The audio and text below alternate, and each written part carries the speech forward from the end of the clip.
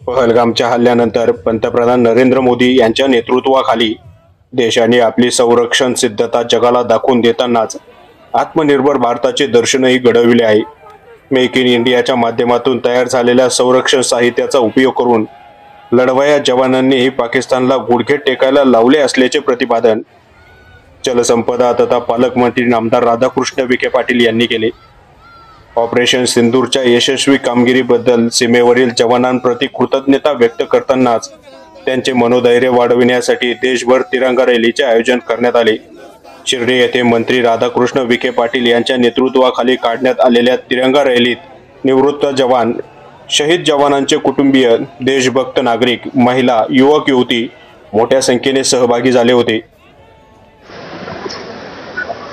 आपल्या देशानं ज्या पाकिस्तानच्या भेकड हल्ल्याच्या पार्श्वभूमीवर जे आपले 27 निरपराध नागरिक मारले गेले, त्या पहलगामच्या हल्ल्याचा बदला आपल्या देशाने जो घेतला आणि जे शौर्य आपल्या जवानांनी दाखवलंय, पाकिस्तानामध्ये घुसून अतिरेक्यांचे अड्डे उद्ध्वस्त झाले, ही पहिल्यांदा अशा प्रकारची मोठी कारवाई झाली।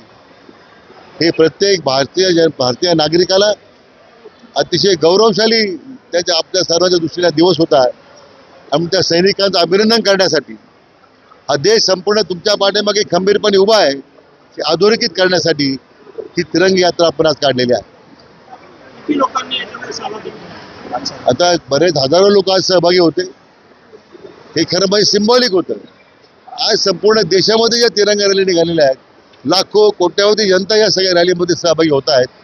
देशाच्या जवानांच्या प्रति, तिन्ही दलांच्या प्रति देशाच्या नागरिकाला वाटणारा जो अभिमान आहे, आणि त्याचबरोबर याचं जे लीडिंग फ्रॉम द फ्रंट आपण ज्याला म्हणतो, ते आपले विश्वनेता आदरणीय प्रधानमंत्री नरेंद्र मोदीजींनी ज्या ताकदीनं, विश्वासानं आपल्या सैन्य दलाच्या पाठीमागे आपलं बळ उभं केलं, मला वाटतं देशाची जी युद्धाची सिद्धता काय आहे हे मला वाटतं जगाला त्यांनी दाखवून दिलं।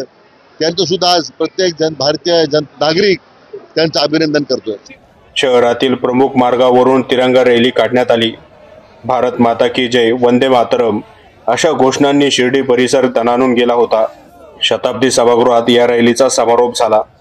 प्रारंभी डॉक्टर सुजय विखे पाटील यांनी सर्व निवृत्त जवान व शहीद जवानांच्या कुटुंबियांचा सन्मान केला। विजन प्लस न्यूज साठी सायरा सय्यद, शिर्डी।